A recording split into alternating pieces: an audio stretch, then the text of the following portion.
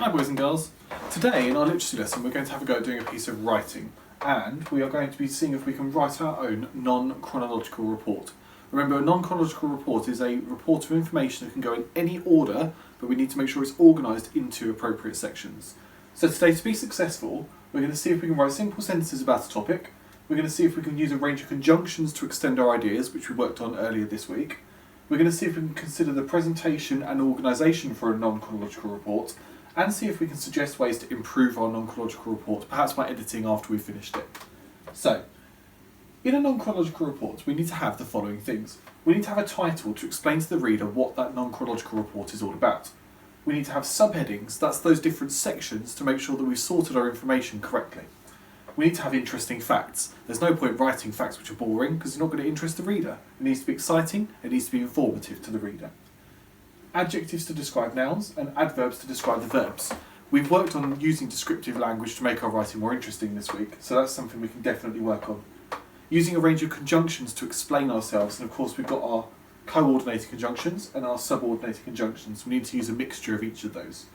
Obviously we need to make sure that we use the correct punctuation. Capital letters and full stops are non-negotiable, and then of course we can use maybe a question as a subheading, so a question mark, something like, what do foxes eat? We can use exclamation marks for exciting information, commas for lists, apostrophes if we've got a word like can't or don't or I've, and of course neat handwriting. That's very important, otherwise when you read back your writing, you won't be able to read it, will you? So what I've done is I've actually had a go at writing my own non-chronological report, which I'd like to share with you now. So my title is all about foxes. I've got an introduction here which explains about what's going in my non-chronological report. So I've said, in this report, you will find out about a fox's habitats, what their appearance is, and the food that they eat.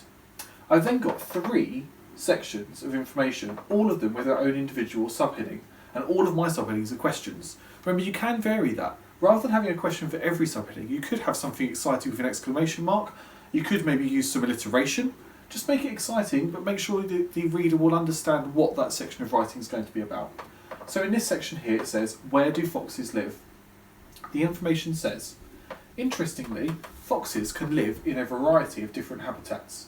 Sometimes foxes will live in the city amongst humans, but they can also be found in the countryside. Because they are nocturnal creatures, foxes need to live in a quiet place that they will not be disturbed by humans during the day. Nocturnal means that they only come out at night time, so they need to make sure that it's quiet during the day.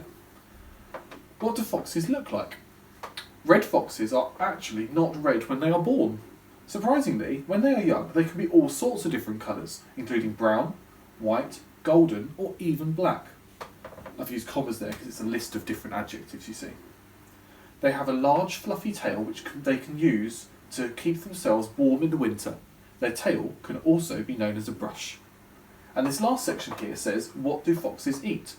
Foxes are naturally omnivores, which means that they eat plants and meat. In the countryside, foxes are more likely to eat fruits, vegetables and other small woodland creatures, although in the city they might even eat garbage and pet food. So all that information there is, I would say, quite interesting about foxes. It's very informative, it's got some adjectives, it's got some adverbs, it's got some conjunctions to explain in more detail, and of course most importantly it's organised effectively with those different subheadings there. So that's something you must make sure you do when you're doing your own non-chronological report.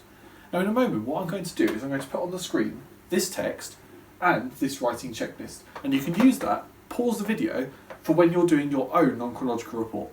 Remember, you must start with your title, your introduction, and then your sections of information of all the information you want to share about foxes that we've learnt this week. If you can't remember much about foxes, maybe have a look at some of the videos which you've looked at this week with me, or do some research on Google so that you can find out some information which you can put in your own non-chronological report. So remember to pause the video here so you can find out all about foxes that I've written, and you can read your writing checklist to make sure that everything goes in your non-chronological report that you want to go in there.